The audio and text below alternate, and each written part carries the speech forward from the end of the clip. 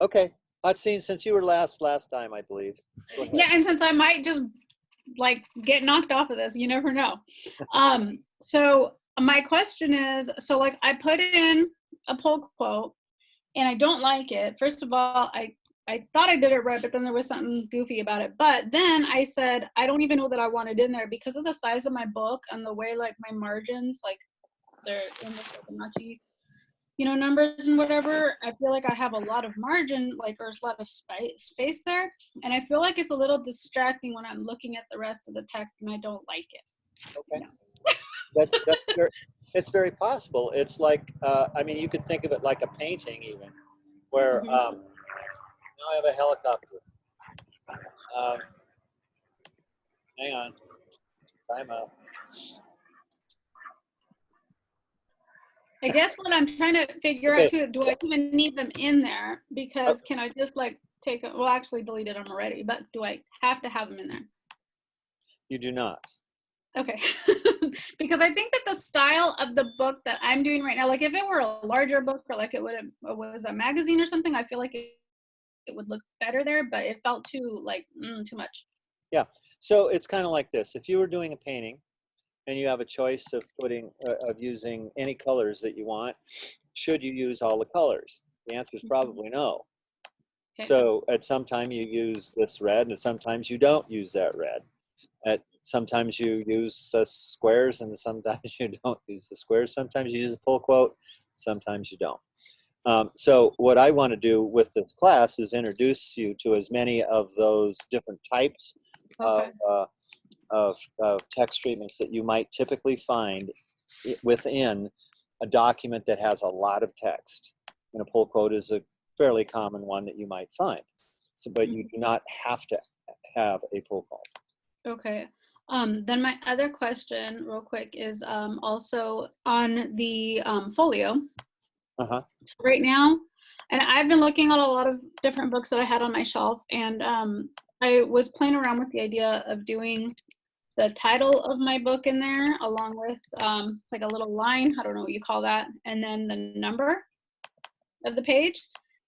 And I liked the way it looked, but then I was curious because I saw some books that had like the name of the book, and then they had like the author on the other, or like the name of the book on one, like the left side pages, and then there was like the name of the author or whatever on one side. And because this is not going to work for like the authors, because there's several of them in short stories, I was just going to put the title of my book there. But would I put it on both sides, or would it be okay to put it on one side on the right pages, or does it have to be on both right and left? Or it could be on both. I'm using my hands a lot.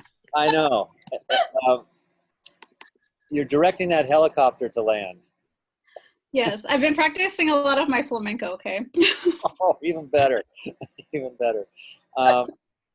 You can do any one of those options you just mentioned. Okay. And so it kind of gets down to, remember we were talking a little bit about rhythm and the rhythm that happens within a book as we turn a page, as we whether it's a turned page or however we get from one part of the book, the story, to another, then it creates a rhythm just by the physical act of turning the page. But there's also a rhythm that occurs based on the line length. How long does it take me to read all the way across the page and then come back?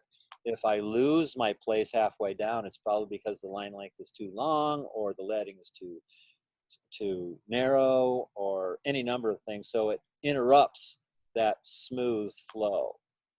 Okay. Okay. So normally speaking, if we thought again of music as the analogy here, I think that the rhythm for reading is not hip hop. I think that the rhythm for reading is easy listening. Not my favorite form of music otherwise, but that's the kind of pace I want to have when I'm reading.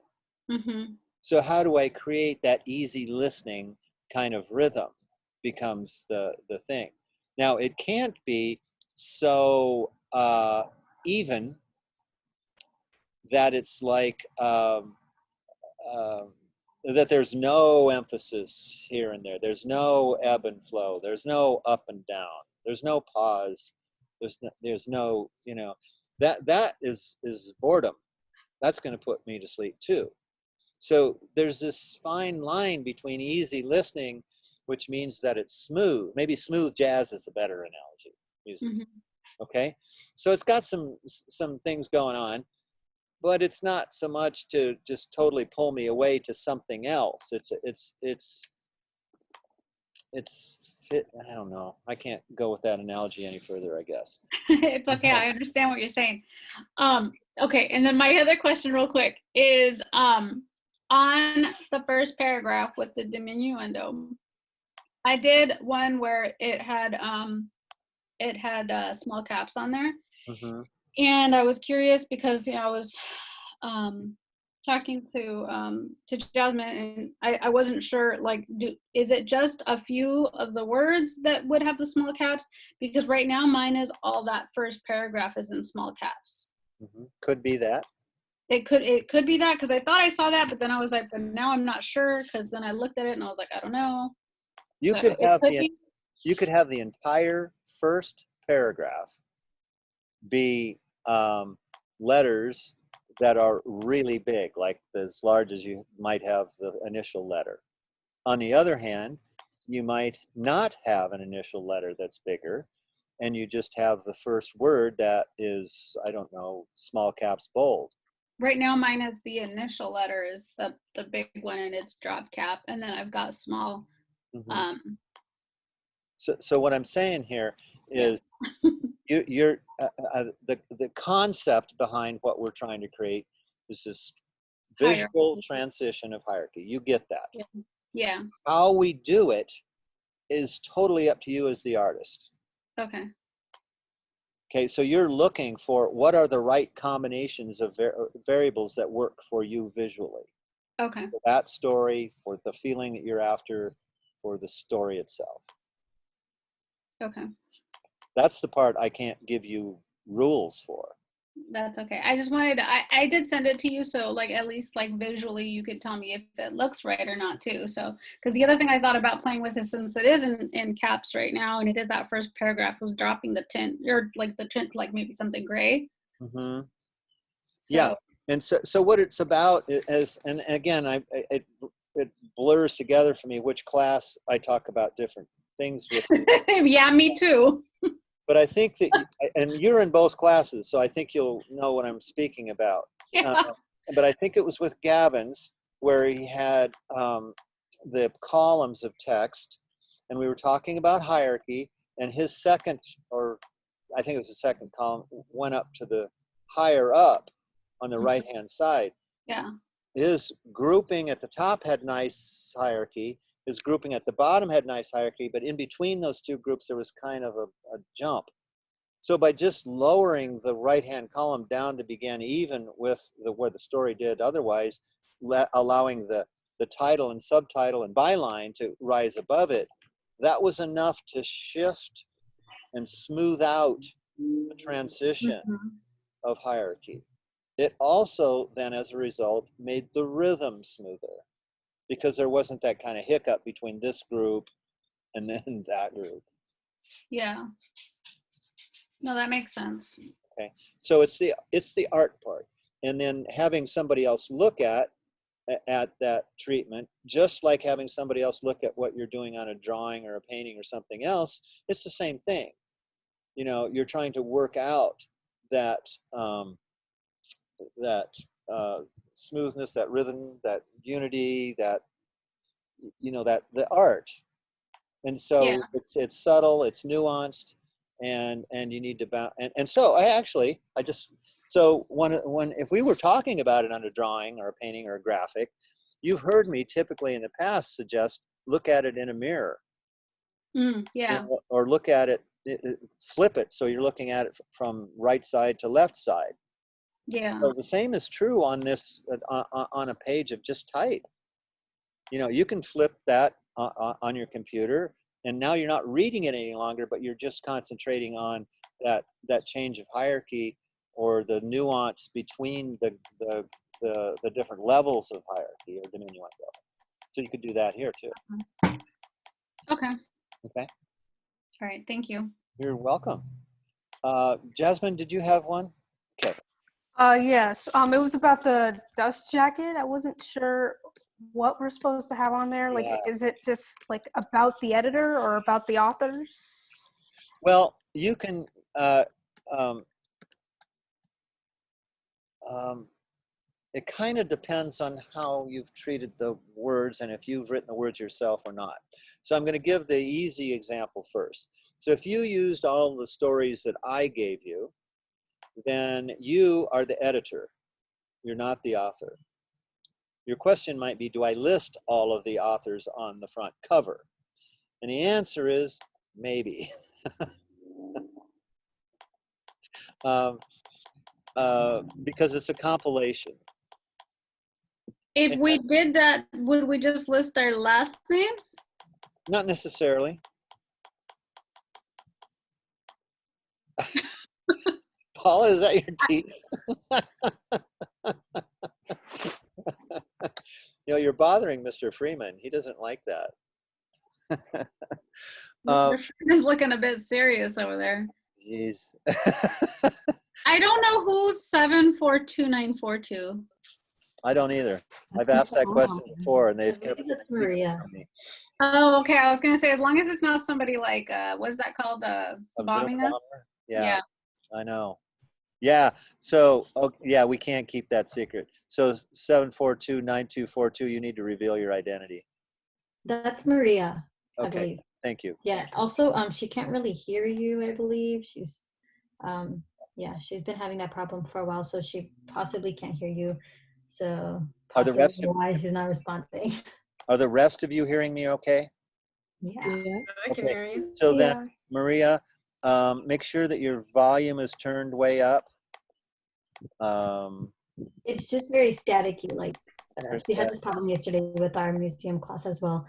It's Okay. just breaking up and everything. Okay, thanks, Selma. Well, let me give you a little thought. If you happen to have such a cord lying around, an Ethernet cable, that all of you, if you have, if you're experiencing any version of, I don't know, hesitating in your internet at home because of the Wi-Fi. So if the connection coming into your home is there, then if you just run an Ethernet cable from your router to your computer, then that will give you a more stable connection within your home. So I don't know if that helps anybody out there, but of course you have to have the cable. And if you are in Stockton and want to do that, let me know, because I have some here, and you're welcome to borrow them. But that's for a later discussion. At any rate, Maria, I'm sorry that you can't hear very well. I'll get closer to my computer to try and help from this end. So Jasmine, can you repeat your question for me? Yes. I wanted to know what we're supposed to have on, like, the dust jacket, like the flaps that go around. You know how in type 2 you had us put like about the author. Like, do you want us to have about the editor? You can, or you can. Okay. You can. It's the best. And if you look at 5 books that all have dust jackets with flaps, you'll see 5 different variations of what's on them. So since you've done that one project making a dust jacket, you can treat it essentially the same way, except that, of course, and so your information could be about the editor rather than the author. It could also be about each of the authors. On the other hand, it might not be about any of those things, but it's about the publishing company. Having said all of that, for sources of material that you could actually use so that it looks real, the bottom line is it doesn't matter what that information is, because this is all about how you treat that information as a designer. So one of you may decide that you put information in there about yourself as the editor. Somebody else decides to put publishing information in there. Somebody else puts information about all of the authors. All of you would be correct. What I'm going to be looking at is how you treated that information in terms of hierarchy, in terms of typography, you know, those kinds of things. So I don't know how helpful that is, but there is no convention. Well, I guess there is a convention, but it's a pretty broad convention out there in the publishing world about what kind of stuff is on those flaps. Okay, does that help at all? Okay, all right. Another question? Are we required to have like illustrations? You do need to have some kind of illustrations, yes.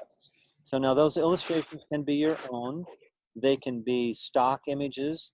They can be somebody else's. They can be images that you've done for other classes that you know, that you take a part of, or use the whole thing for that matter. Here, again, it's more about how do you treat the image rather than what the image is, to a certain degree. But let's say, for example, that you have, actually, let me say it this way.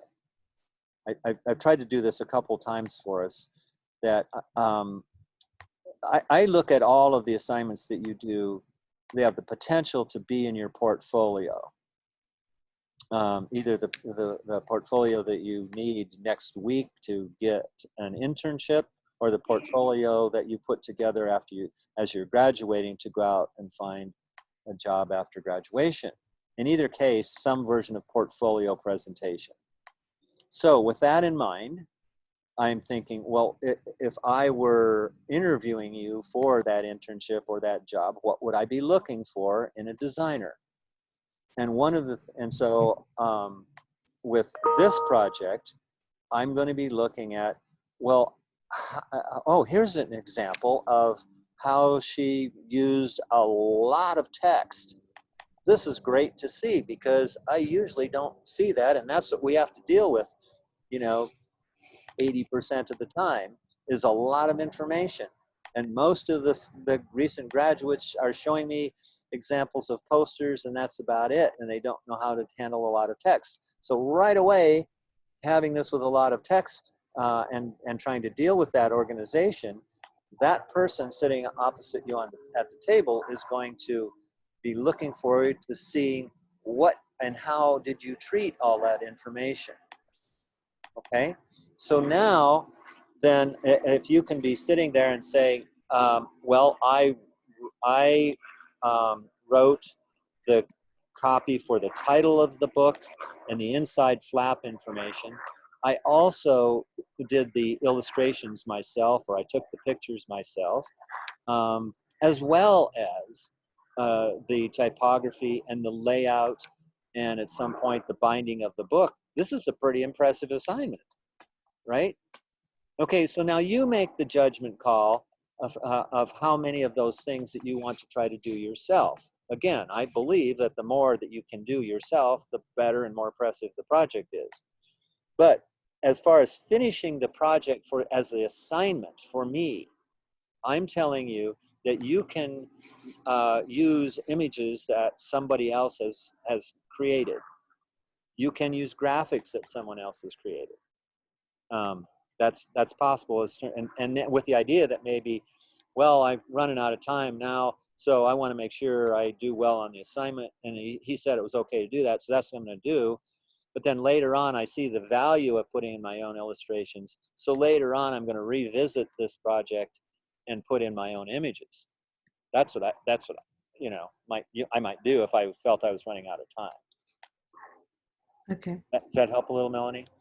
Yeah. Okay. I think that whatever the images are, whether they're someone else's or your own, it does make sense to me that you try to match up the kind of illustration that it is, perhaps even the media that it is, with the intent of the story or the point of the story that you're trying to illustrate. That makes sense. So in other words, if I have a painting, I really like my painting, but that painting is of a subject that has nothing to do with any of the stories. I can't see it in there symbolically or realistically at all, but I put it in there because it's a favorite painting of mine. I don't think that's a good idea. Yeah. Yeah. So when I said stock photography, what I mean by that are images that are out there on the internet that you have, they're royalty free. You don't have to buy them. If you do that, make sure that they're of high enough resolution for you to work with. Don't get something that is a PNG file that's a thumbnail and expect to have it be a full page illustration, because it's not going to look very good. Okay. Okay. Another question? Yeah. I think I have two, but so one of them was for the margins. I fixed up my margins after I already put all my text in there. Okay. But now that I fixed my margins, it didn't just like fix my text as well. All my text is still that size because it was in a text box. So I'm wondering, do I have to do all of that manually, or is there a way where I could just do something so I don't have to fix all my 100 pages? You can't just snap your fingers and make it work? I wish. Abracadabra, boom. Yeah. Yeah, unfortunately, we can't. You do have to do that part manually. So start at the beginning, the first page of the first story, and resize your text box to your new margin guides, and then go to the second one and so forth. Don't start in the middle, don't start at the end. Start at the beginning. Really? Oh, I thought you were joking. Okay. No, I'm not joking on that one. Sorry. You have Sucks. to be able to read me here, whether I'm joking, Brett. Yeah, like I thought I did read you. I thought you were joking. Like, Now this okay. is serious, Brett. Now you have to start at the very first paragraph, Mm-hmm. and of the first story in the book, adjust it, then go to the second page and do that text box, then do the third, and so forth. So you have to go in that order, because otherwise you may have to do some things twice. But that, honestly, that doesn't take that long. It really won't. Unless you've Just got about like an hour or two. No, I don't think it'll take an hour. I really, I don't. Okay. Well, great. I'll do that. Okay. Second question. Yeah. Remember how I was telling you that I had, or maybe you don't, but like, I had sections. Yes. So like my whole like story is based off of sections. It's like one story, but then it has sections like, okay, this part of his life, this, and then it's like the other one. So how would I make that into like, would I make that specific part a character style, a paragraph style? Because it won't be in my regular paragraph style, right? Just because it's a section and not all my paragraphs have a section, because there's a few sometimes in this, you know what I mean? So I'm just wondering, like that one line, it's like one line just says like, oh, okay, like childhood, or I don't know, like sometimes it's a sentence, but would that, you know what I mean? Yeah, I do know what you mean. Okay. And you honestly could do it either as a paragraph style or a character style. The only difference would be how you apply it. So if you, say that one has several words, it's like a whole line. Are you hitting the return key after that to start the next paragraph? Yes. Yes. Okay. So then that tells me that yes, you could make however you want that section, those section words to appear. You could make it a paragraph style, or you could make it a character style. Either way, the only difference is that when you apply it, if it's a character style, you have to highlight all of the words and then click the character style that you've made. If it's a paragraph style, you just simply have to click within that line and then select the paragraph style that you wish to apply. So it's just a matter of how it's applied. You're going to have the same controls for a single line of text in both. Okay. Got it. Um, can I ask you a third question? There's no limit. Sorry, I've been like, okay. So for the folio, For the folio, yeah. Okay. So master pages are kind of confusing me, but that's fine. I think that one I just need to work with. But for the folio, I put that in the master page, correct? And that's where I put the number. But since I have different stories, I kind of wanted to like, when another story starts in the folio, I wanted to put the name of the story or like, yeah, just the name. But I wanted it to change after the story's finished and to the other story. So I'm kind of confused as to how to do that if I just put it in the master page, because then, yeah. So Yeah. I'm assuming I make another master page. there you go. Is that right? That's right. So if you have let's 5 stories, Mm-hmm. and you want the name of that story in the folio, Okay. then you have 5 master pages. And each of those master pages looks exactly the same, except in the folio part where you change the word that appears before the A, B, C, D, E, or F. Because you'll have 5 A, B, C, D, E. You'll have 5 master pages. And so for if I'm making a different master page, would I still include that number, like the page number? Yes, Even because if I already let me try and say that one a little differently and better. So you have an A master right now, and you're going to make a new master that's going to be based on the A master. Okay, and then so it's going to, maybe by basing on it, it might be duplicate master. That might be the command there. So duplicating the master, and then so the B master at this point looks exactly the same as the A master, right? So in the B master folio, you simply change the word down there to the title of the second chapter, the second story.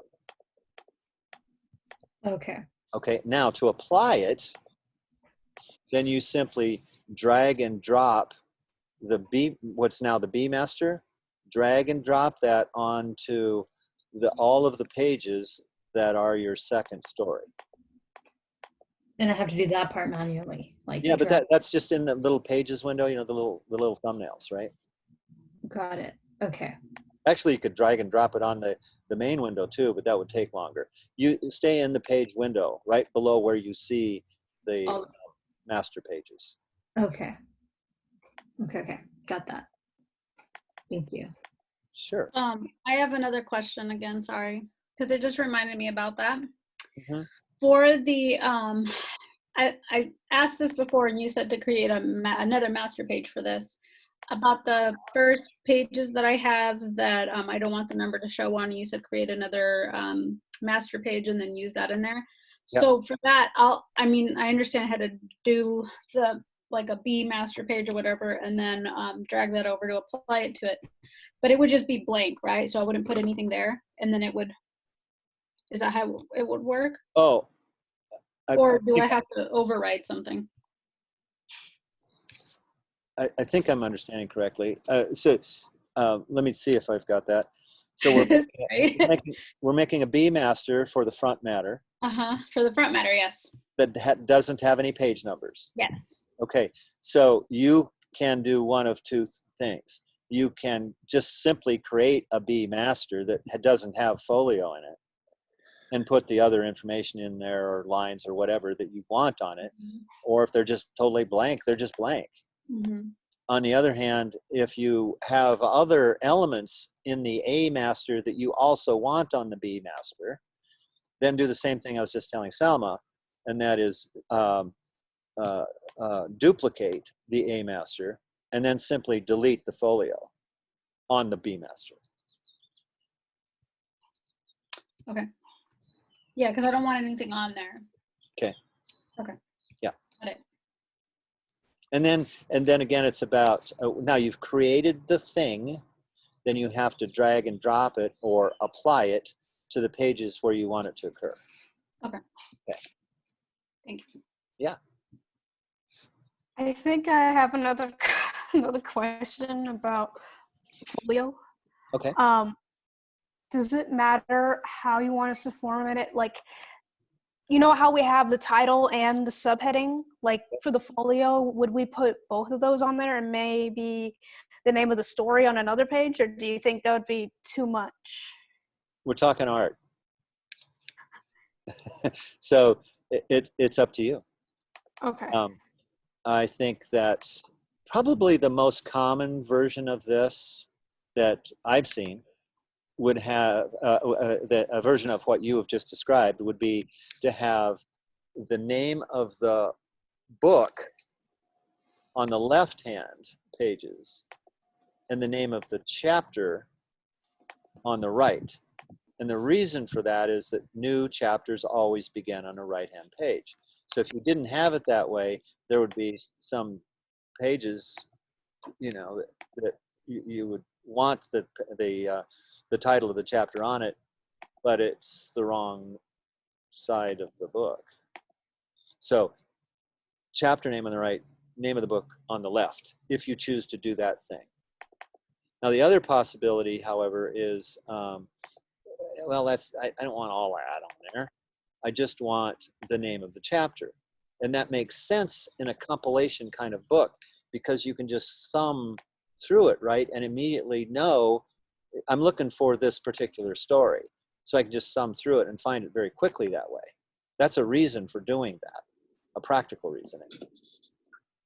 Okay, now there's another variation of this, of course, and that is that many books, whether they do the variations I described or not, don't put the page number on the title page of the story. So that's an option. You know, they just don't number that page. Another page, which typically is not numbered or might not be numbered, would be a full page illustration page. So if you have some page that you have an illustration on the entire page, many times that doesn't have a number on it. So now we get into this thing of, well, how do I vary this? Do I have to make a new master page every time I want to make these variations? And the answer is no. You just go to that, let's say let me continue with that example that I have a page that has a full page illustration on it. I don't want the folio to be there. I simply go to that page, override the master page elements so that it unlocks all the things I created on a master page. So now the folio is unlocked. I can just select it and delete it. Okay. By the same token, I suppose, if I've unlocked it, you could go in and change the wording of something on that page if you wanted. I kind of think you could do it that way, but that's not a good way to do it. I already know that. It's a kind of a sloppy way to do it, but you could. Okay, somebody else?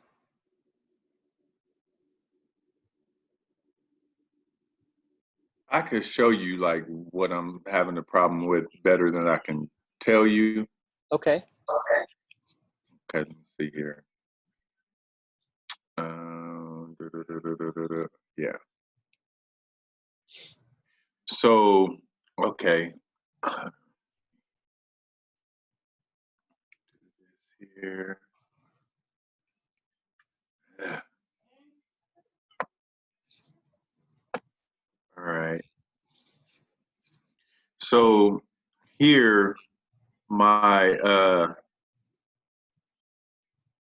see how big that is? Yeah. The text on all that. But Yeah. like when I kept trying to change it to say like here, this is, you know, how it should be. This is from the story prior to. But then when I was going to this next story, it's like, so say if I click on this paragraph and then say I wanted first paragraph style or You have to click on it with your text tool. Text tool. okay. Now click in the paragraph. Now apply the style. Click on basic paragraph. Yeah, it's like nothing. I haven't. This story. Okay, now that changed, but that's not. So that's the first paragraph. But you see how it's still the size. Like when I go to my paragraph styles, they say that they're the same, but Okay, I think it's not the same. It's Yeah. not the same. Okay, so go out of this, cancel that. Okay. Okay, and click in that paragraph again. So, okay, it's blinking. And click on in story paragraph. Okay, now up in character styles, click none. Okay. Oh yeah, and that. You see how they're all in caps too? Like that I think shouldn't we've be. applied it to all of them. So character style, we have to highlight. So highlight that paragraph.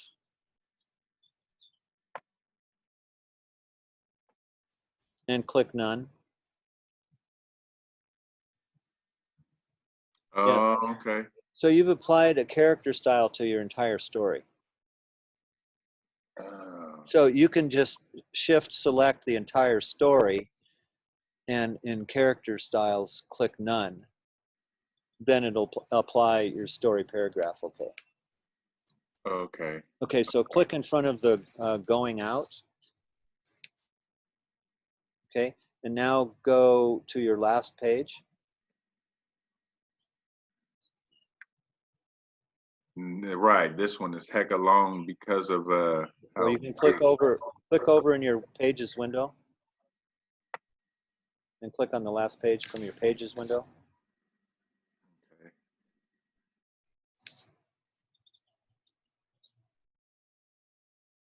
The last page of this story or all of it? Well, the last, it's the rest of the Yeah. book like this, then go to the end. Yes. Okay, so Okay. go there. Okay. Hold the shift key down.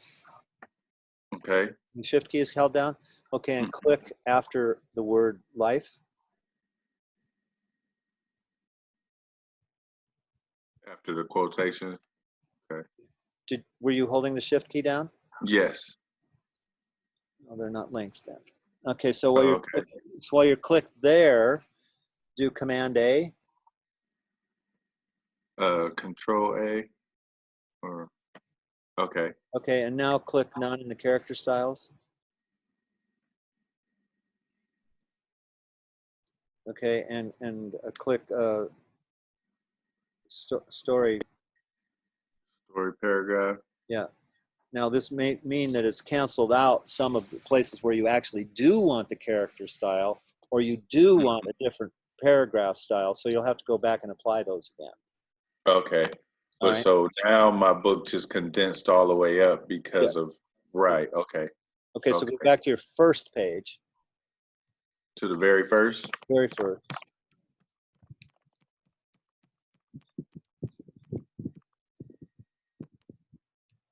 Okay. Okay, so you've got that going there. Okay, so looks like then go to your second story.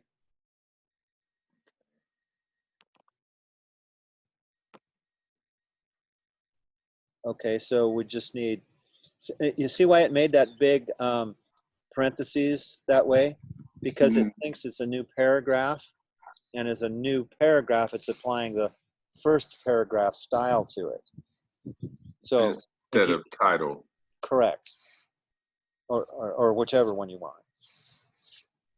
Okay. Okay. But so at least those first two stories it looks like we're basically okay. So you just need to go to the third story then and do the same thing.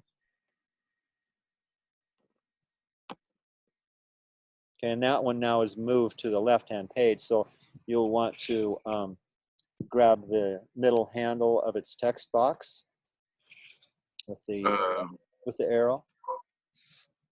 Oh, okay. Now you say grab the middle. You have to click on the text box. Okay.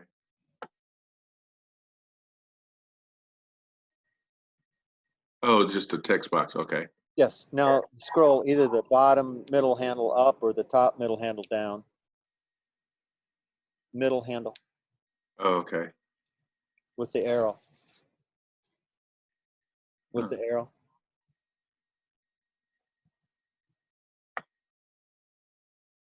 You said down like I'm doing? Yeah, all the way down. There you go. Okay, so now Okay. it's moved it to a right-hand page. So that's what you Okay. do if now because things have reflowed themselves. If a story's ended up on left-hand page, you need to move it to a right-hand page. Therefore, you need to collapse the text box on the left-hand side. Okay. So you're going to continue doing that. You should be okay now. All right. Okay. All right. Now let's see. On that one, so did we was let me see. Go ahead and save. Remember to save here. Wondering was that corrected as far as in that fourth story as far as the yeah, this one, like all the how do we get these get it from being all caps as well? Well, this is the same problem. So this just wasn't included in your other one. So you have to select all these as well. Okay. So click in it with your text tool. Okay. Say here. And select all. Oh, like highlight it? Command A. Oh. Okay. Oh, okay. Okay. And now say none in the character styles. Okay. And then story paragraph. This looks smaller to me. There you go. Okay. So now let me see here. I don't know if that's probably not for me. Oh, so since it's in that story, it would do the whole story like that then. Correct. Yeah. Even if you're not seeing it. That's why you do Command A. Okay. So this is okay.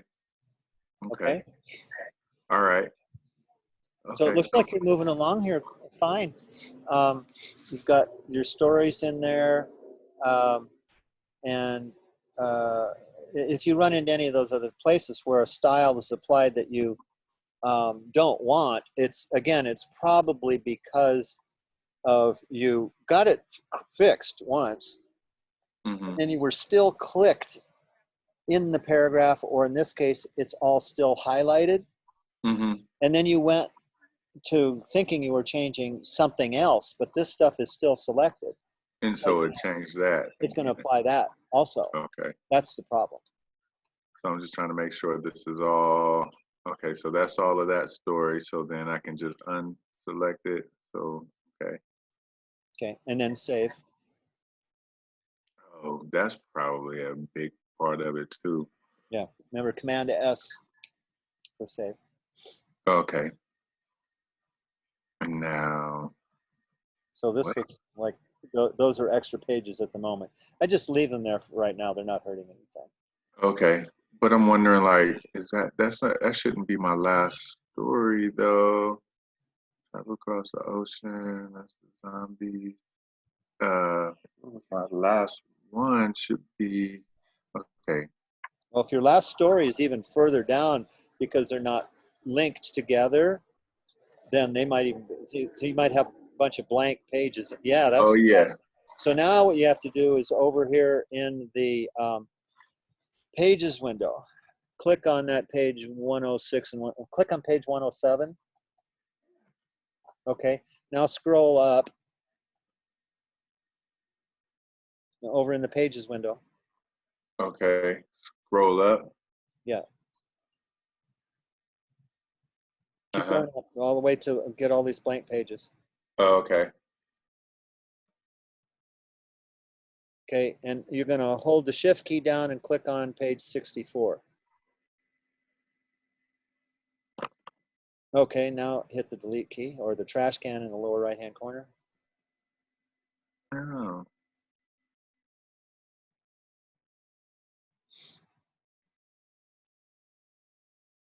Okay, so now we took out all Like, those. who would have known all this? What's that? I'm What's like, that? who would have known? It's just crazy. I wouldn't have known all of that, like how to do all that. Okay, so then now that was okay, cool. So now we're to this story then, and I just have to work that one. Yeah, and Okay. again, those gaps happen because you haven't linked the stories together. You've linked a story within itself, but you haven't linked that story to the next story. Okay. You really should do that. How do you do that? Same way you link this within the story. You click on the little box in the lower right-hand corner, and then click on the box on the next page. Go to the last page of your first story. Of the first story. Okay. Okay, and we're not seeing all its text yet. You see that box is red. This one Click here. yeah, so you click on that.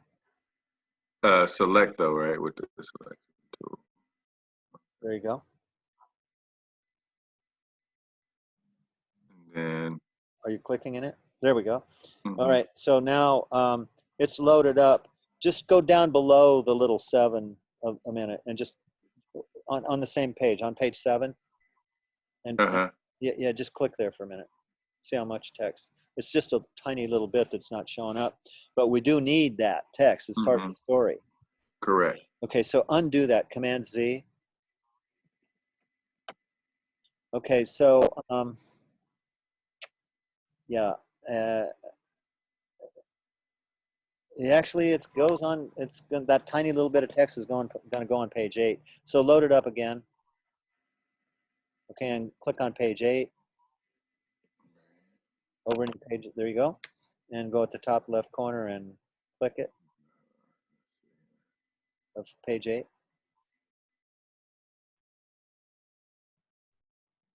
There we go. All right, and yeah, and then make that text box go. Make the text box go all the way across. Okay. And then you're going to put it on the grid and all that. You still have to do that with all of your text. But at any rate, now you see the little box in the bottom right-hand corner is blank. It's not red. Mm-hmm.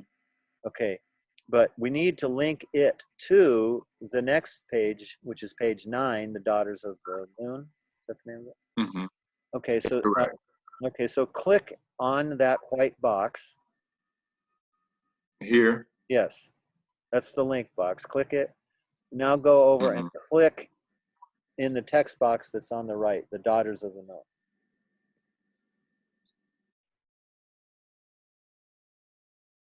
You said click it in here?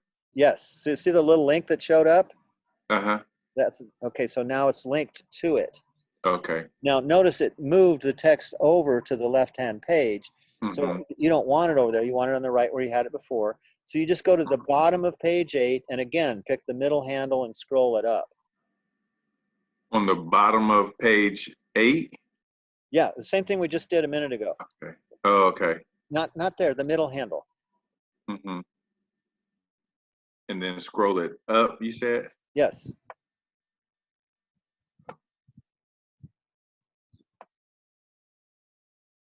Is that working? Yeah, once you let it go. Go above Oh, it. like There you go. Now let go. all the way to the top? No. Or just Yeah, right there. Yeah. just okay. Because we only wanted to move the story over, the new story. Got it. Okay. Okay. Phew. Yes, sorry. Yes. It is just it's very technical. Very, like say, this is my first time ever using this program. Yeah, so. you're getting there. You're getting there. Okay. So Yeah. now you're saying that all my stories are linked? No, I'm saying that story 1 and 2 is linked. You just need to do exactly what we just did between all of your stories. Okay. Okay. So to the Okay. So you're going to be able to do that. Do you have okay. do you have a different kind of question?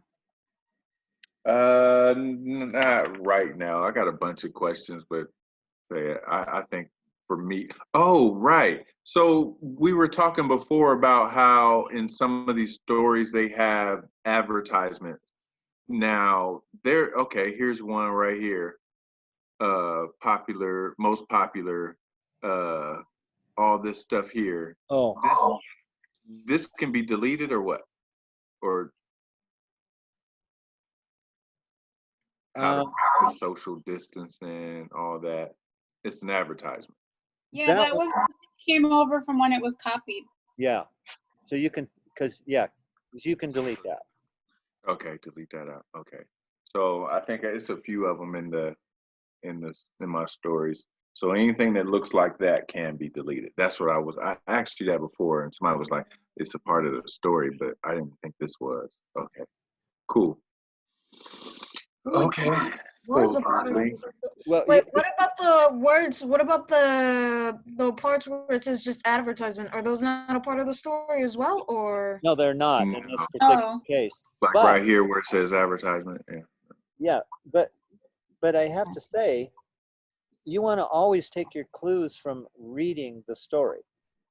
Right. Then it should be obvious to you if it's a part of the story or not. You Yeah, should be able to it's not. figure Yeah. that one out, right? Correct. Okay. So that's why I'm saying it that way is because if you get used to making your decisions based on actually reading the story, then you will be able to make a whole bunch of decisions really well, not just about this. Mm-hmm. And this is probably the biggest fault designers have, is that designers simply want to make things look pretty and they don't actually read what it is that they're working with. That's why we end up with all sorts of things on late night television shows that talk about, these funny advertisements that they found out there, because of weird wording and all that, because it looks cool, but it's stupid because the designer didn't read what it was they were working with. Mm-hmm. You don't want to be one of those people. Correct. I do want some quarantine tips for my cat. Oh my God. To be honest, when it's writing, I'm just like, you know what? I've seen weirder. I'll just accept it as it is. Because I do writers have be a link for weird, that. okay? Writers be weird. You don't know what the heck they're gonna do. They pull something like that. It's like that's probably a part of the story. I wouldn't question it because I mean, Well, actually, writers be doing a lot of weird things. you bring up a good point. And in fact, sometimes things are a little bit, oh, I don't know. The way this author is writing is a little different. Maybe they meant this to be in here. The And so, numbers were weird. yeah. So then you should question it. That is your responsibility as the designer. You should Mm-hmm. question it. Okay. And yeah, you should question it. Got it. Okay. All right. Well, yeah, I still have plenty to work on. Plenty to work on. Okay. I think you're getting there, Jay. It's happening.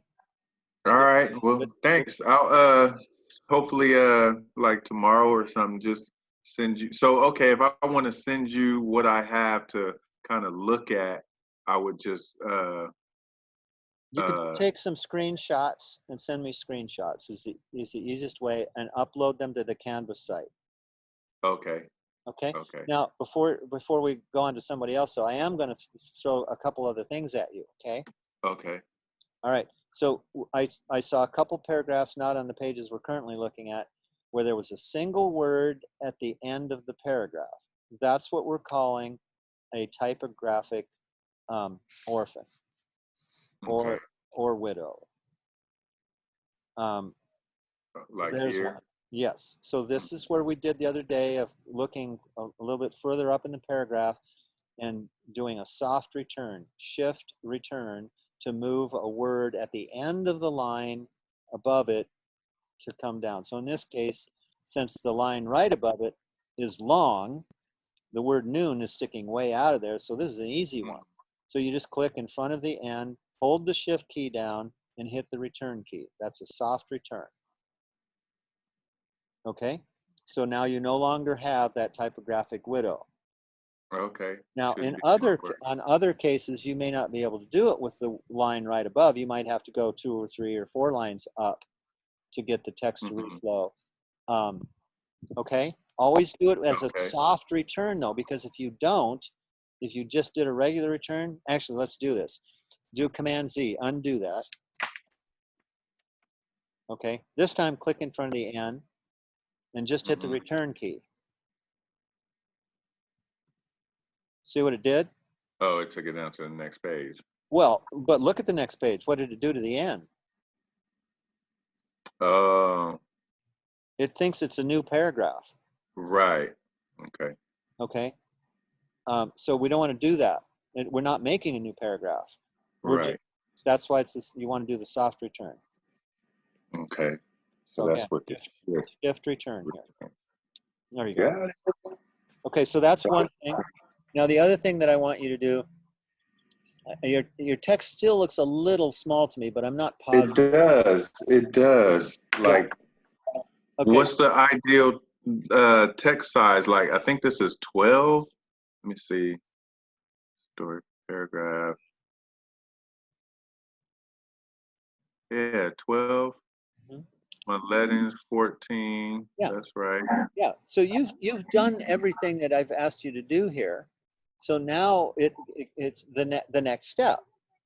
So one of the things that's bizarro about type, of all the bizarro things that are there about type, is that when something says 12 point, you'd think that that means of every typeface, all the letters are the same height, and they aren't. Mm-hmm. There's a whole bunch of reasons why that's true. I'm not going to go into that right now, but you have to know that 12 point Bodoni in this case is not the same physical size as 12 point Helvetica or 12 point Futura or any other typeface out there. They're all different, even though they're all 12 point. Okay.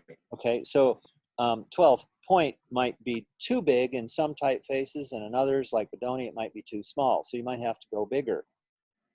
Now, what Okay. they're really asking me though is, well, how or what do I use as a guide to decide? And the Mhm. guide that you use is the rule of thumb I gave you about line length. So you want a line length that creates a length that contains characters of at least 40, but no more than 60. Okay, Mhm. so cancel this that we're currently in. Okay, and so you look at an average line and you literally count the number of letters, including spaces. Now, Mhm. okay, and you do that, and if the total ends up to be 42, we're cool. If it ends up being 39, no. Okay, if it ends up being 62, no. If it ends up being 60, we're okay. That's what I mean. It has to be between 40 and 60 characters. Okay. Okay, so in this case, the letters look a little small to me, so I think you might be very close, to, if not over 60 characters on an average line length. So that means you can do one of two things. Either make the point size bigger so you don't get as many letters per line, or you shorten the line length by making the margins bigger. Mm. So you have a choice. You can do one of the two. If you want to keep the type at this size, then you have to have fewer words per line. That means making the margins bigger. If, on the other hand, you want to keep the margins as they are, Mhm. but get fewer lines or words per character, then you make the type bigger. Okay. Okay. Okay. And then Because once you go to, I don't think that was an issue like in the beginning. Right. Like.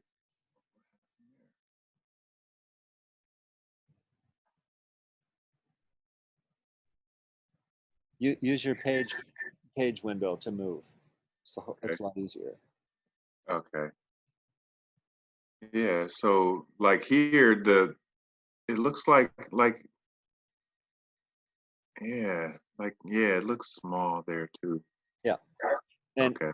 so that's the second thing. The third thing, and then we need But wait, can you see how like on this page how it's all the how these look close and then this doesn't look so close? you put a return in there.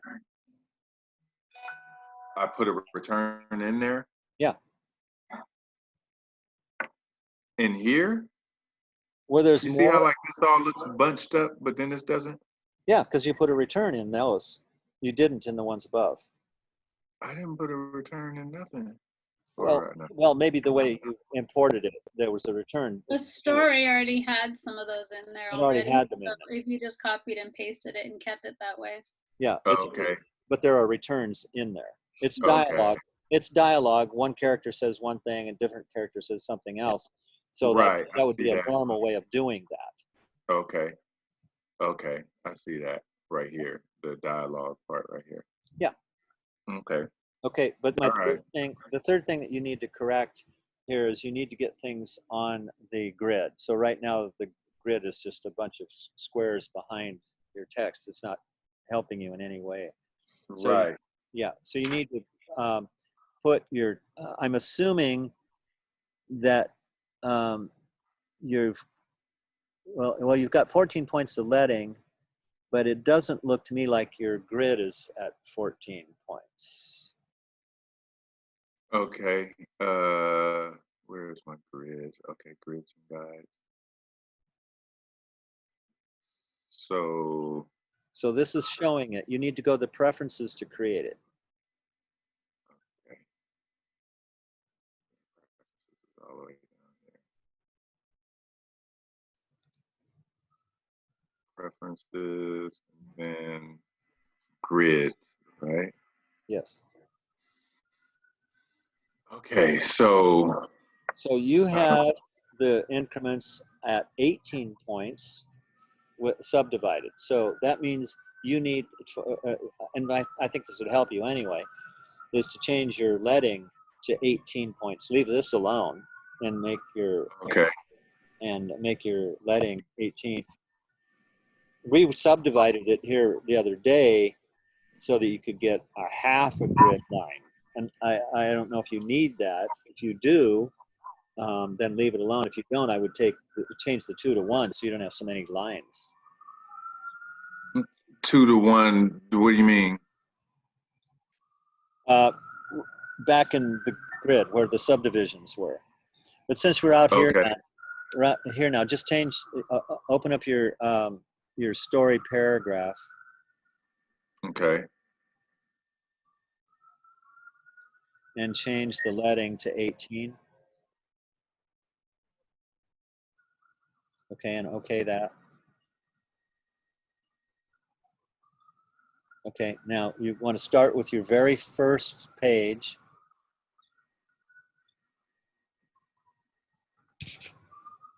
And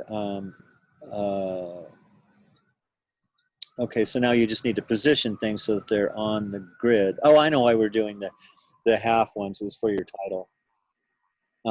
So it looks to me like the first paragraph and title are okay. Your second paragraph isn't because you haven't set up the space between yet, or the space after. So let's do one more thing. So open up your first paragraph.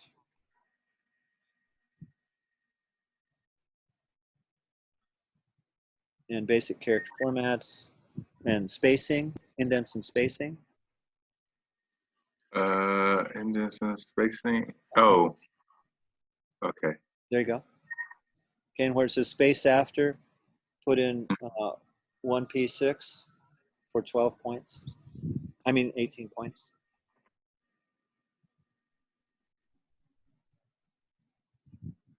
Right, remember 12 points equal 1 pica, 6 points more give us 18.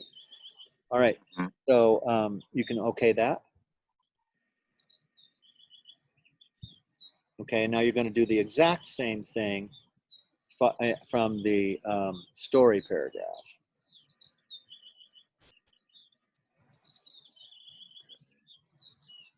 Indents and spacing. Mm-hmm. But it's already at 1.6. And that's because it's based on the first paragraph, so we're good. Now, when you okay and look at that, you decide if you want that much space between paragraphs. No, that's too much space. All right, then you have to make it a division of that, a smaller amount that fits is a multiple of 18. So you could put 9 points between, or you could put,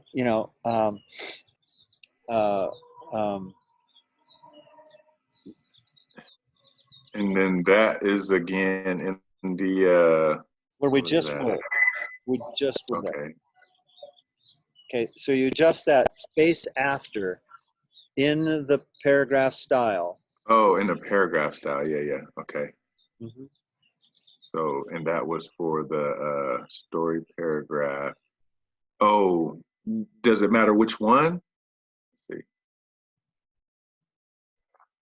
You're going to have the amount of space that ends up being between paragraphs is what you're controlling. So you start with a first paragraph, and then you have a story paragraph. After that, you have a bunch of story paragraphs. Correct. So the space between all of them, you want the same. So you control that amount of space in this space after box. The amount or the numbers that you put in there have to be a multiple or a subdivision of Oh. your leading or of the grid. Your grid and leading right now are 18. So that means we could have 9, we could have 18, we could have 27, we could have 36, multiples of 9.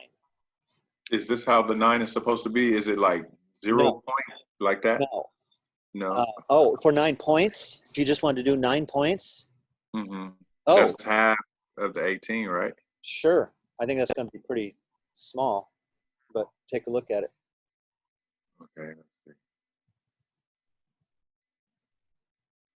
Which one did you do that on? Story paragraph. So we're not going to see it Story here. We'll see it on the next page. Okay. Oh, so you're saying how small there's not much space in between? Um, I'm still not on Click this in front. margin on You my grid. may have put 2 returns in there. Click in front of the B and but third paragraph, Okay. and hit the delete key.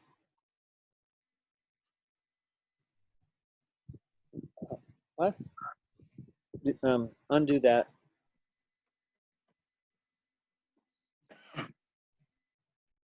Huh, you're on the left-hand side of the B. Hit the delete key again. Hit it again. Oh, I don't know what's going on there. So undo those. Click in front of them and the paragraph above, the maybe.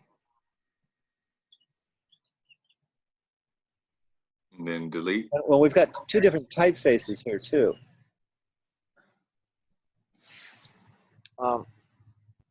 Yeah. Hit the delete key there. I don't know what's going on there. Tell you this is what I be going through. Like things will be going well, and then next thing you know, nothing's working, or things.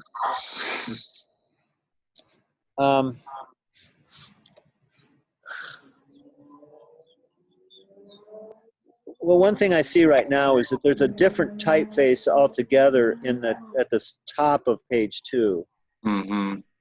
than down there. So that tells me, click in there and see if we've got a different paragraph style. That's story paragraph. Story paragraph. And click in the maybe. Whoops. Can't cancel that. Okay. And cancel and click in the maybe paragraph. That's basic paragraph. Basic. That's why. Click on story paragraph for me. Oh, okay. Okay, so you have to decide which look you want. So Story. you haven't got all of them applied yet. It seems to me that the larger typeface there is more readable. The story paragraph. Yeah.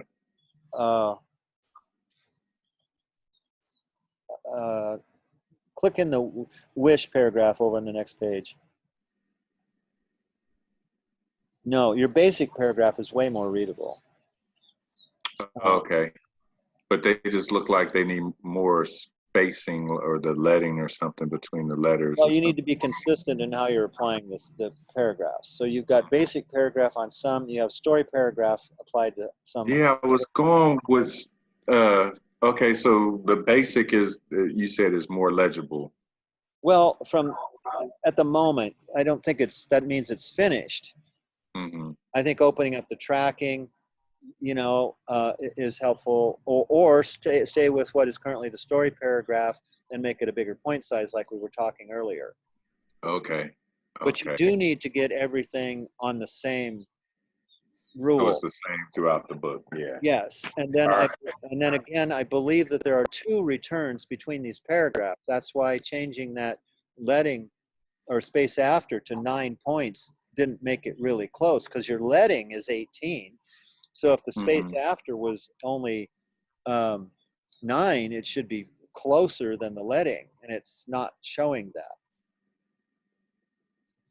So Okay. first step is to get them all using the same paragraph style. Second step is to make sure there aren't 2 returns between paragraphs. Okay? Okay. Okay. Okay. Save where you're at here. And so I think you've got several things to work with at the moment, right? Yes, sir. Okay. It's Okay. happening. It's happening. I know. Yeah. I can see It's, you working on it, so that's good. yes, I've been working. I've got some illustrations that I'm gonna add to the, that I'm drawing myself. So Okay. it'll all come together. Okay. Remember to link all those stories together. Otherwise, when you put the stories in, then your text won't flow. You'll have to redo everything. So link them Okay. all up. So Okay. link them all up. Okay. Okay. All right. Thank you much. You're welcome, Jay. All right.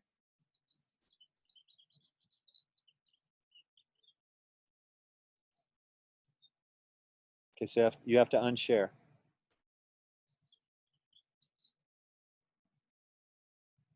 Okay. Somebody else have a question? If it's all right, I'd like to share my screen like to show my progress so far. Absolutely. And while you're doing that, I need to send a little text here. And, Okay. it'll just take me a second, though.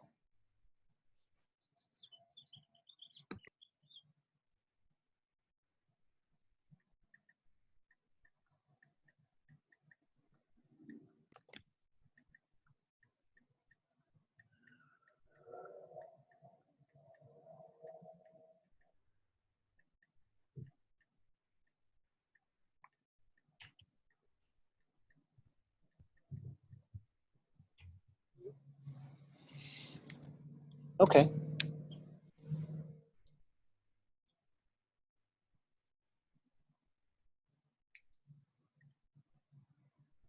So like so far, like I have like everything in there, and I apply the styles to everything, and I'm working on the illustrations now. Okay. Let me comment a little bit on your text at this point. Okay. Okay. Okay. So go back to the very first story. So uh, your margins are really narrow, and they're even on the all sides. So you want to change those margins to apply the golden section Fibonacci number series to it. Okay, so that's the first thing. That's going to give you some more space so that your stories don't end up seeming really crowded on the page. So that's the first thing you need to do. Actually, can you let me control your screen for just a sec? Okay.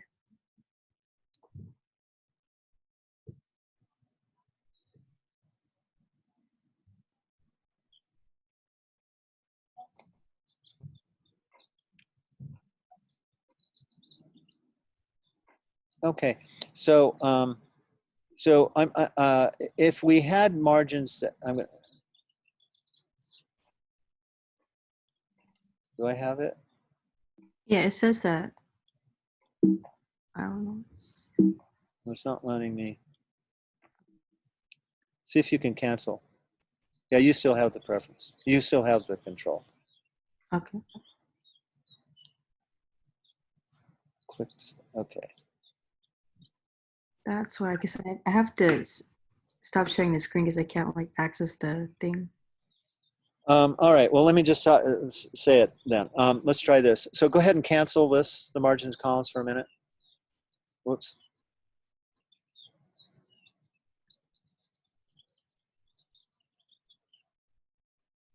And now I lost something. Okay. Yeah, go ahead and share again. Okay. Now, I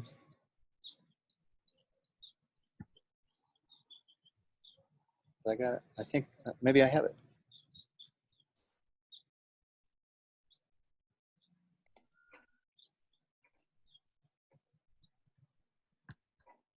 No, I don't have it. It says I do, but I don't. So go ahead and take it back. Okay. So in the middle handle here at the top of the text box,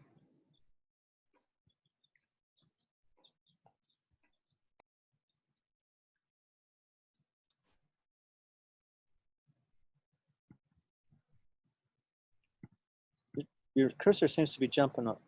Oh, it's still trying to share. I don't know if it works now because I could just like change some settings. Yeah, you should have control again, right? It's just like it's still waiting for you. So I can't do anything. Oh, now it's There it is. There it goes.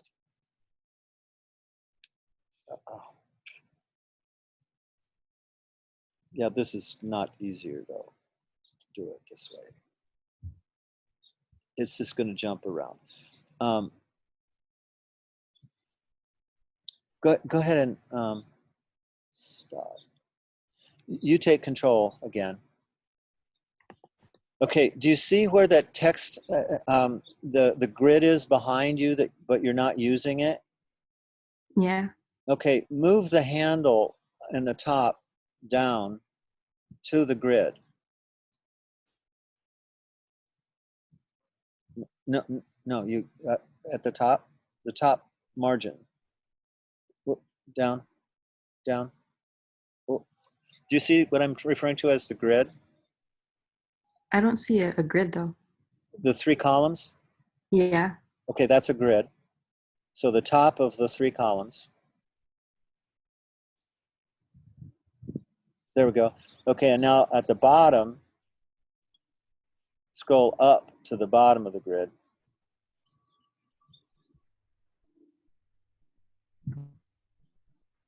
And I do the same thing here, like to. Yes, there we go. Okay, so now the grid that you had created out there in terms of the margins, now you're using that part of it. You're using the columns of it. I don't know yet if we're using the document grid. We're using the column grid at the moment. But the whole point of this is to give you some space so that the words on the page don't seem crowded and more special. Now, I might argue that maybe the side margins need even a little more space, but at any rate, because you have a 1, 1, 3 going at the moment. The top and left and right hand. Oh no, sorry, you have a 1, 1, 1, 1, 2, 3 going. So you're fine. That is according to Fibonacci number series, so that's fine. I guess when I said I would argue that you need still more space on the right and left hand side, you might argue and say, well, why? I'm using the Fibonacci number series. And what I have to say is, well, that there are many ways to apply the Fibonacci number series. And so that's why we try different applications of it. It's kind of like, again, I'm going to use painting as an example. So I see somebody that has used red in a painting and it looks incredible. So I use the red also, and for whatever reason, it just doesn't seem to work. Because maybe that other person is using red with some other colors that make it work, or the amount they're using it, and I'm not using it in the same way, in the same combination of kind of things. And so it requires a different use of it. And so in this case, with the Fibonacci number series on the margins, it might mean that I can try different uses of or applications of the Fibonacci number series. So that would be one thought. Technically speaking, you don't have to because you're already doing that. What you do have to do, however, is put your text on the resulting grid, and you have to put that same grid on the left-hand page. Currently, you only have it on the right-hand page. Okay, so all of the rest of your story, you need to adjust your text boxes so they fit the column grid. Okay.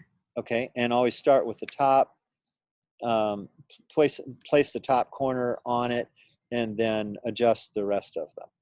Okay. Yeah, yeah. Pretty So it's going to be that kind of thing. Okay, so you're going to be able to do that. I like your use of the dingbats as a separator here, the 3 diamonds. That's a nice little touch. And then you have a different one to end the story. What is that? It looks like the Boy Scout symbol. What is that? Oh, it's a little fleur-de-lis. Nice. Okay. All right. You started out, though. You had a different question for me. Let's go back to that.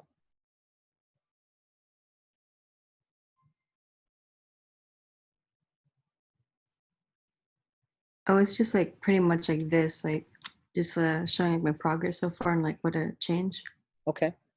I think that your overall diminuendo, I think, is okay. I might suggest a little bit more leading on the title, and even maybe a little more leading between the title and the byline, but I'm not sure. For sure, the title is a little cramped together, and we can tell that because the G, the descender on the words seeing, is really hanging down there into the word beautiful. So it needs a little more space there. That's creating kind of we could call that a hot spot. So opening up the leading on the title, I think might be nice. You might also look at it being a title that is on more than 2 lines. So like on seeing on the first line, the 100% perfect girl on the second line, and one beautiful morning remaining on the third. Yeah, like that. See how that reads? Yeah. So that's just a suggestion, but I still think you need to open up the leading for sure. Okay. Okay, not necessarily a lot, but a little bit. And it should be so that some multiple or subdivision of your leading, which of course is what you're using to create the document grid. And I don't think we're on that yet. So what is your leading for your text type?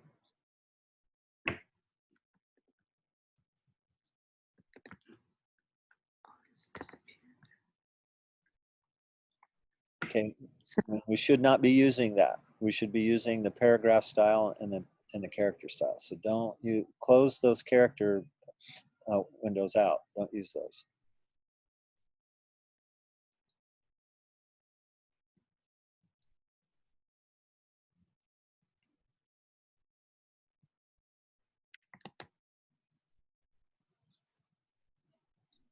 Guess first paragraph. There you go. Okay, and so our leading is 14 points. Great. So we can okay that. And then now go to the preferences, and let's see if your grid is set up that way.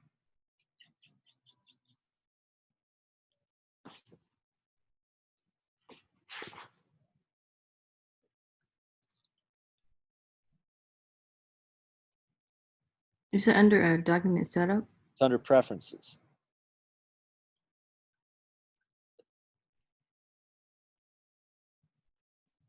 There we go. Okay. So you're starting at a distance that's not a part of your 14 points. So right away, take the start and make it 0.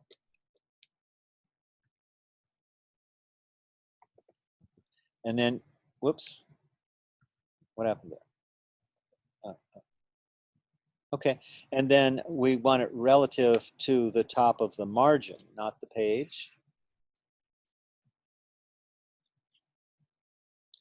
And the increment should be the same as the leading, which in our case is 14 points. Okay, so that's the baseline grid. Now the document grid needs to be the same increments. So it's a grid line every 14 points.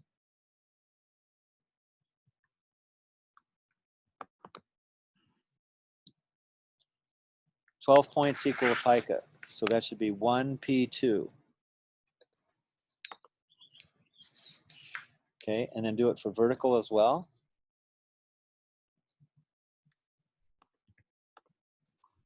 And make the subdivisions 1.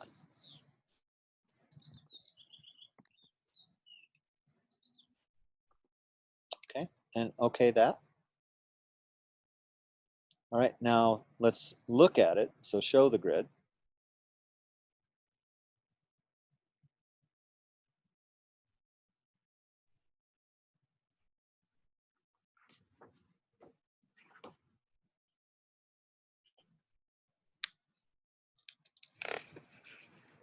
It's under view.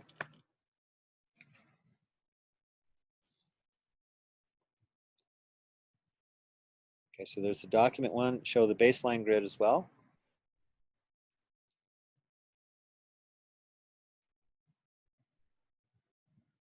Alrighty.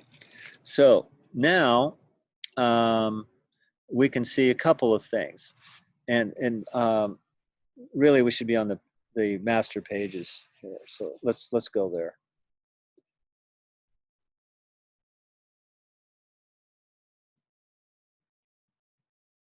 Okay, and double click on it. There we go. Oh, geez, we didn't do the margins on the master pages.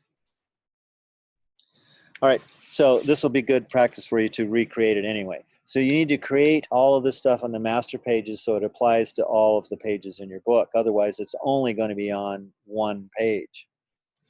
Okay, so you're going to redo that. And then what we need to do is adjust the margins to fit the grid. So we'll go through the steps to do that here, but it's not going to be the correct margins. So we're on the right-hand master page. Go to margins and columns.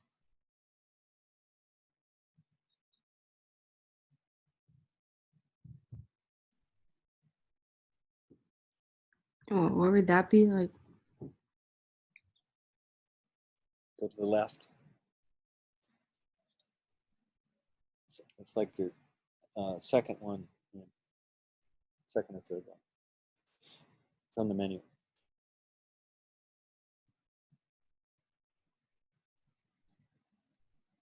Go over another one.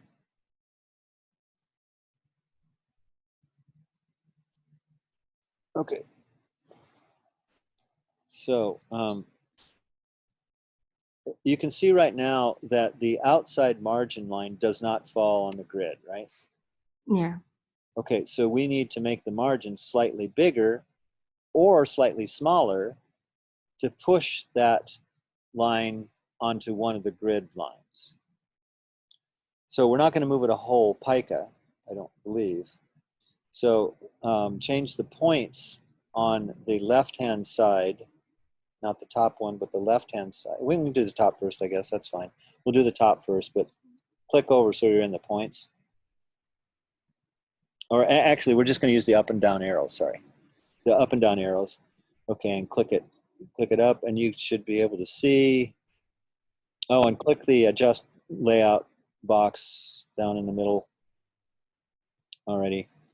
And now go back up and click the top margin up or down arrow.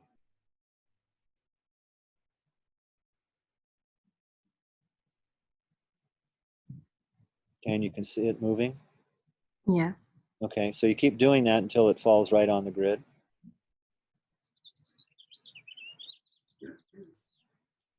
I'm unable to see my pages. I'm on the master page.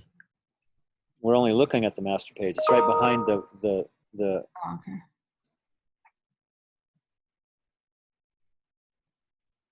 Okay, there you go. So that one's good. Now do the inside margin just maybe 1 or 2. Okay, so see how that lines up now with that? But the Yeah. gutter doesn't. So we know that our grid space is 14 points. So just make the gutters 14. Again, 12 points equal a pica, so it's 1 P2. Okay, and go ahead and okay it. So now you can see we only adjusted the right-hand page. Oh, I guess we did need to adjust the bottom a little bit more. It looked like it was even to me for a minute. But you can see that the margins on the top, left, and right, as well as the gutters, fall directly on the grid. Right? Yeah. Okay, so then you just need to adjust the bottom one up. And then of course, you need to do the left. I wouldn't worry about it too much right now because those are just the steps. Because again, you need to apply the Fibonacci number series to your master pages. You only did it to that one page. I didn't know that when we were looking at it earlier. Okay, so do that first, then adjust it like we just did to fine tune it to the grid. Okay.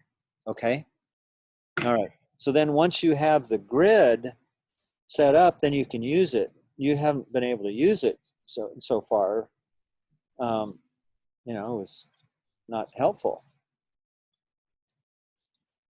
Okay, so do that first. Okay. Okay. Okay, so then you should be okay.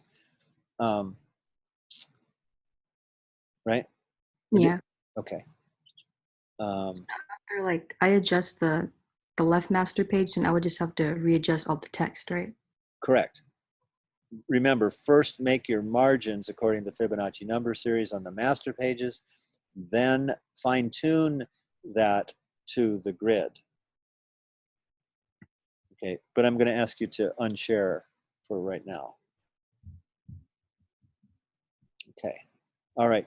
Does somebody else have a question? I do. Okay. So I know I'm still working on the auto stuff, but how do you bring a picture into the InDesign?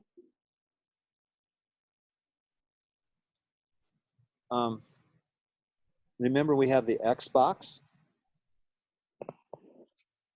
So you make an X box first, and then you use the place command to find the image that you want.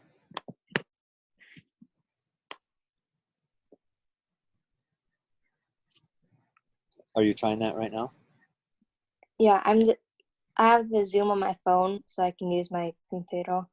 Okay.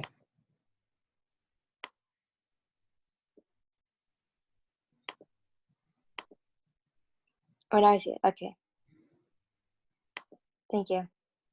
That work? Yeah. Okay. So the issue that people usually run into with this is that there are two boxes. There's the X box, and then when you put your picture in there, there's a bounding box that is around your image. That bounding box is usually brown, or kind of a tan, rusty brown color. And the X box outline around it is typically blue. Do you see those two lines? Mm-hmm. Okay. Yeah. So when the picture that you bring in is basically the same size as the X box, this is not a problem. But sometimes you want what I would call a spot illustration, or a small illustration, or a small sized version of your picture. So you make the X box that size, and then you do the place command to bring your image in, and the image comes in, but you don't see it. And the reason that you don't see it is that the image that you brought in is much, much larger than that X box. And so, if you zoom out, you can see that the brown tan lines, bounding box of that image, are a lot bigger. And you just need to resize that brown bounding box down in size, and then so that the image is small enough to fit into the Xbox that you made. Yeah. So okay, and that you should be okay, but I have to say, you guys, most of the stuff we're talking about today, we've gone over several times, and they're they're all links on the assignment page, as well as in previous demos. So I don't mind going over things for us when they're confusing. That's okay. It is, but we have to realize that that's preventing us from going further. So make sure first that you check on the assignment page itself if you have an issue. That's typically where most of your answers can be found. And if not there, then on our previous recordings. That's just going to help you guys better. Okay? All right. Now, having said that, hopefully I didn't scare off somebody that's got a question now. So don't do that to me. So if you have a question, yes, Hatsine? I have a question. So on Canvas, it says that this should be easy. The Canvas says book draft. Sorry, I'm trying to read what I wrote. Book draft due May 5th, but then also final due May 5th. Is the draft due before then, or is it due on the same day? The draft is not even necessarily, the draft is just there for you to send me things in progress. Okay, I was making sure. Because Yeah. that's where I submitted the thing, but then I was like, if I want to submit progress again after that, I can still submit in that same one. Yes. Okay. That's just a thread of stuff. Some people have been using that like yourself. Some people haven't used it at all. It's just there for your, it's an option that you have. Okay, I just wanted to make sure I could like continue to resubmit to that spot again. Resubmit to that spot. Okay. And to be honest with you, even if you accidentally submitted it to the final and still had a revised version of the final, that would be okay as well. Okay. Yeah. How about somebody else with the question?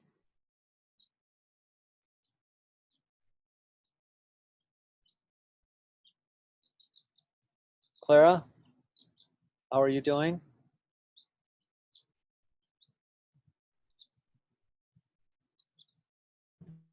Clara. Hi, sorry, I was working. I'm doing good. But yeah, I do want you to go over the table of contents. Yes, that's in fact what I intended to do today. Yeah. That's not going to happen because it takes longer to do that. So I've been sitting here trying to think how we're going to handle that one. I got a suggestion. Yes, please. You could make a YouTube video yourself and just post it up. And I was just about to say that myself, yeah. I could. Yeah. Which might work. It might open up a whole bunch of a can of worms. I will do that. And I've already put some of that on the assignment page, I think, but I can make a better version, I'm sure. And I will attempt to do that. Why I'm hesitating here is that myself, like you, has almost no time to do anything now. And I'm afraid of going into it and not being able to give it my full attention, and it just leads to frustration on your part. So I think I'm going to change something here. I think those of you that would like to try and do the InDesign table of contents version based on the links and what I've put on the assignment page, why don't you give it a shot? Those of you that already have your hands full with what we are trying to do so far, let's not add to the stress. Let's just make a page that is called Table of Contents and list the chapters and their page numbers there. And then you know, we need to return this when we're back together anyway to print. And at that point, I think it'll be easier for us to take on something new maybe on this. And then those of you that, I would encourage us all to be doing the InDesign table of contents. It's really a good thing to know. But what I'm telling you right now is that this may not be the right time for everybody to do that. And so I'm telling you, you have the option to just make a page called table of contents and write things in that way. That's okay right now. And that when we get back together, that we'll take some time and try to do it together in class, okay? Let's do that with the table of contents. The other question, though, I believe out there is because we can't do, and I think I kind of answered this the other day, I don't think I fully did. And that is the file for the cover. So let me try to describe this, and I'll stop midway, and you can tell me if it's making sense. So basically, you need to make a second InDesign file called cover. That is a really long single page. And the length of that page is, right now we don't know the exact dimensions of it. So we're going to make a guesstimate on those for right now. And that's the version that you can turn into me. So that page is going to be whatever the width of your page is, and I believe that almost all of you are doing letter half, which I think is smart for this version. So if it's a letter half size, that means your page size is 5.5 inches wide. Our cover, dust jacket, needs to be long enough that I can fit both the front, the back, the spine, and the two flaps that fold over from either end. So I think your size for the cover should be 5.5 plus 5.5, which gives us 11, plus, I think I said the other day, did I say 1 1/4 inches? I think I did. I said for the spine? Well, for the flaps, it's 3 on each side. Yeah, right? for the, okay, we'll go there first. About 1 inch, you said maybe for the spine. Let's go with that. We'll make it easy. 1 inch for the spine, 5.5, 5.5 for each of the front and back, and 3 for the flaps. So that makes 11, 12, 28. and 6 gives us 18. Wait, what? Hold on. Are you talking about, oh, am I missing some? 5.5 and 5.5 are 11, Mm-hmm. plus the spine is 12, plus 1 flap is 15, plus the other flap gives us 18. So your total length is 18.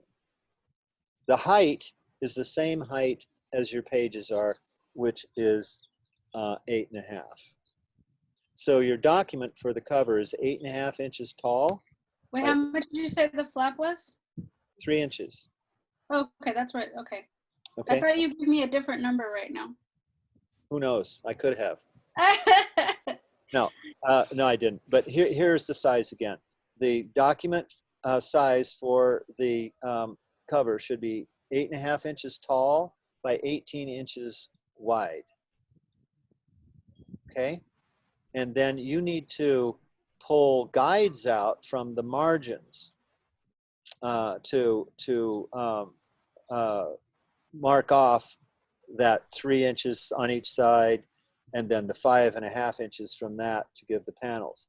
Now, you all should know how to do that, but I want to make sure we do. So you need to first, within the program InDesign, you need to view rulers. And then from the top ruler, actually you don't need to pull anything down from the top ruler. From the left ruler, you press in the little ruler itself, press, and drag out a blue line.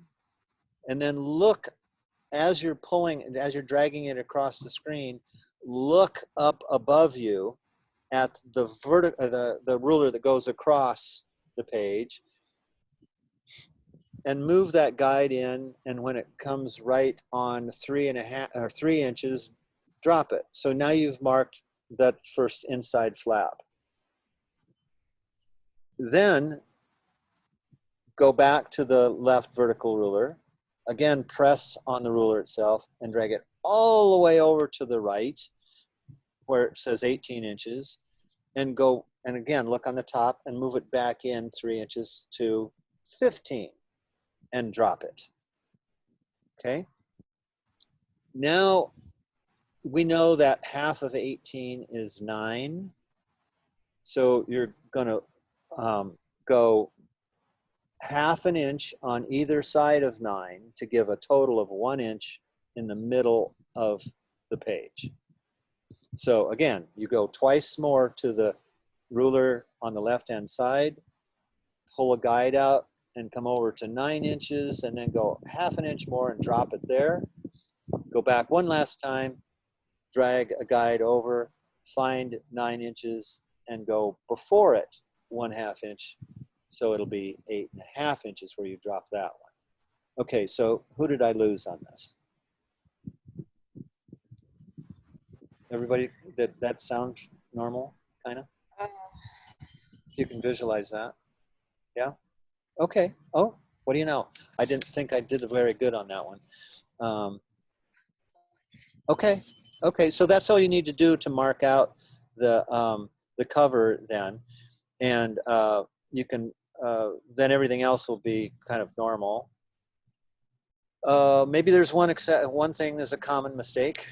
When we see something unfolded like a cover on the page, the front of the cover is the panel that is to the right of center, and the back panel is the one that's to the left of center, because it's going to wrap around. Okay, so don't put your front cover information on the second panel in.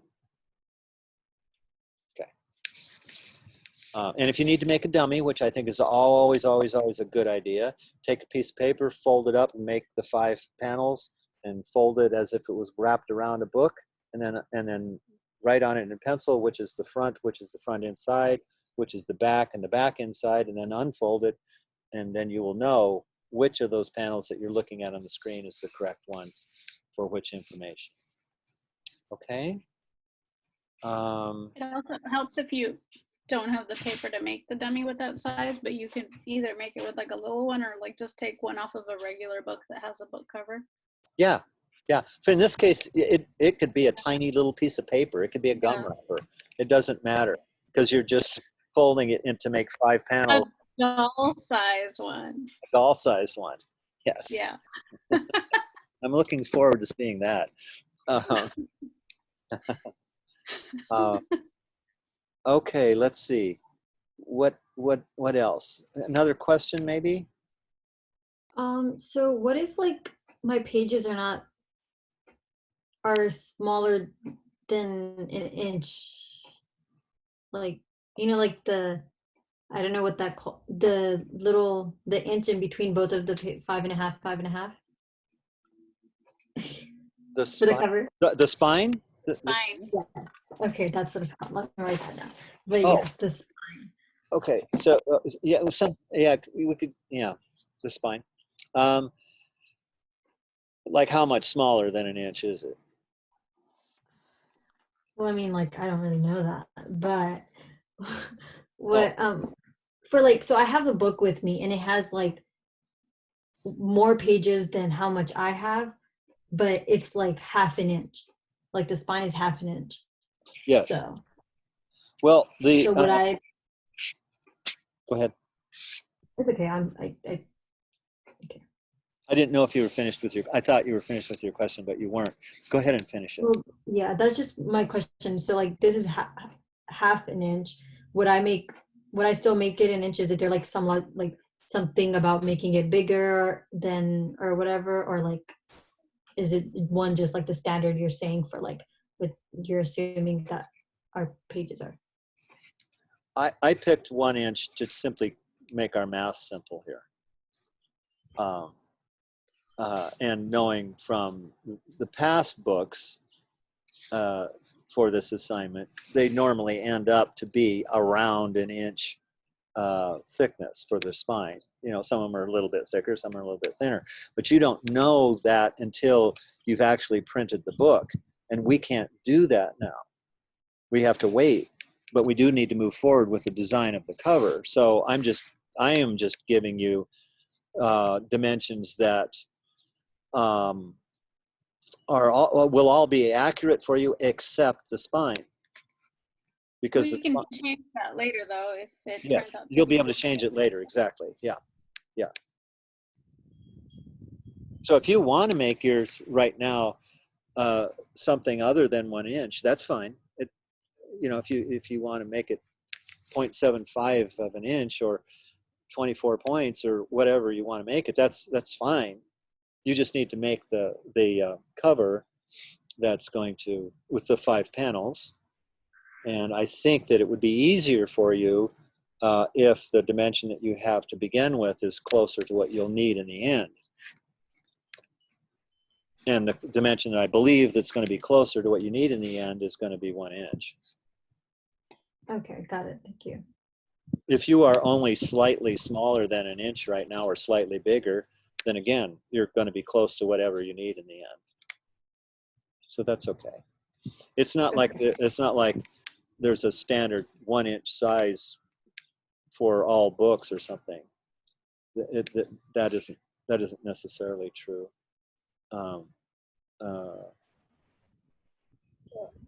Pricing of publishing is certainly determined by the number of pages.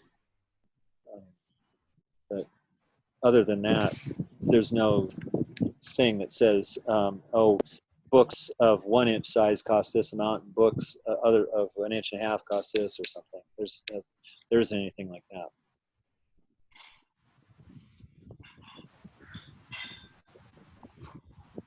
Another? I hear dishes. Somebody's eating. It was me. My husband's like doing dishes, and I think he's cooking dinner. Well, my stomach is growling here, so that's not fair. I'm not eating either, so that's not fair. Oh, okay. Yeah, and you can even smell it. Yeah, you can smell it. That's even worse. That is worse. So, Gavin, Eating nothing. I know. Gavin, we have not heard from you nor Mr. Friedman today. Yeah, well, I guess we're good. We're good? Yeah, we're good. Okay, well, that's nice. A lot of the questions were the same questions that I had, so everything was answered. Yeah? Okay. Nathan, how about you? I'm doing well. Just, yeah, it's helpful listening to everyone and just, yeah, being here in general, even if I'm quiet. Okay, that's fine. I want to repeat something I said earlier, and because it's not a complaint on my part. When I said that, you know, I truly, truly, truly want your questions. There's no doubt in my mind. There shouldn't be any doubt in your mind that I want your questions, always. Not just here, always. You should ask questions on every tour you ever go on. You should ask questions. What you want to do is develop the habit of asking questions, and then a next step is how can you ask the questions that you feel like there's that you haven't exhausted the possibilities already before you. You want to work towards that goal. Okay, so in the case of our assignments, you have some options, some resources that you have pretty much all the time. You know, you have our assignment page, you have the links from our assignment pages, and now you even have these recordings. So make sure that you look at those for all of us to just check and see, oh, did I miss something? You don't have to look at them just because you have a question, but look at them to just double check yourself. That's a smart thing to do, I believe. Now, having done that, you might still be confused. I make mistakes right and left in those things that I put out there. And you guys catch them occasionally, and I appreciate that, and then I try to correct them. but at any rate, they still could, you might look at those things and they still could cause you confusion. Then you should ask that question, even, you know. But I do want to impress upon you the forming the habit of looking at all of those options that you might have always, just doing that. That's my point, okay? And I'm not sure I totally came across that way earlier. So I wanted to revisit that. Alrighty. So we're pretty much at the end of our time here this semester, this exciting time in Zoom. So on Monday, then that is basically our last class on Monday. I know that the university thinks today is our last class, but we're going to fool them. Monday is our actual last class. Okay. And then on Wednesday, you guys get to have everything turned into me. And we're doing that, of course, through Canvas. So that's where you're going to submit everything. In the drafts folder, I think I mentioned last time that what works best for me, so anytime between now and next Wednesday, that you want to show me your progress, the best way to do that is a JPEG or a screenshot kind of thing. Okay, a PDF version is what you're going to send in to me for the final version. And that final version can be a screen resolution version of that PDF. But you need to also keep a print version quality, a print quality version. So what does that mean? When you say save your InDesign file as a PDF, then you'll get another screen that comes up, and at the top it'll say something like the default version or whatever. But you'll have options underneath it, but you won't see them unless you press on that. So whatever's in that very top first box, you press on that and you'll see other versions. And you want to save one, and it'll say things like save for print, save, or high quality print, for press, for screen. It'll say things like that. So the one that you're going to send to me for this assignment is the one for screen resolution PDF, okay? And then after that, you may even get a slider bar that asks you to slide it for quality or something. Move it all the way over to quality, but it's still for screen, okay? Then after you do that, go once again to your InDesign file and do save as a second time and save another PDF, but this time make the resolution for high quality print. Not for press, but high quality print. Okay? That way, when we finally can get back together again and we're ready to do the print version, we'll make sure we've got everything. And obviously keep your InDesign file, because the PDF for print is kind of a backup, because we want to do our print version actually from InDesign using the print booklet command. And that may make sense to some of you right now, it may not, it's not that important. But essentially, what I'm telling you is you're going to need 3 copies of this. The InDesign file itself, a PDF for screen, which is what you turn into me next Wednesday, and a PDF version for print, which is your backup version for next fall. Okay? Alrighty. One more chance. Any question? Could you go over the math for the cover? Because my book size is a little different for Sure. reference. My height is 8.5 in inches. Okay. And my width is 7.5. So I'm trying to figure out what would be the calculation. Okay, here we go. Do you have a pencil? Yeah. Okay, so your height is 8.5 for everything. Your total document width, we're going to add it up. So we got 7.5 for a page, right? Okay, we got two of them in front and back. 7.5, 7.5 is 15. Right. Then we've got one flap that's going to be 3 inches. So now we've got 18. We've got another flap adding another 3. So now we've got 22. And then we have the spine, which is 1 inch. So we've got 23 total horizontally. Got it.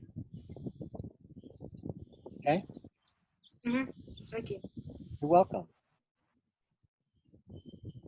Any other one maybe?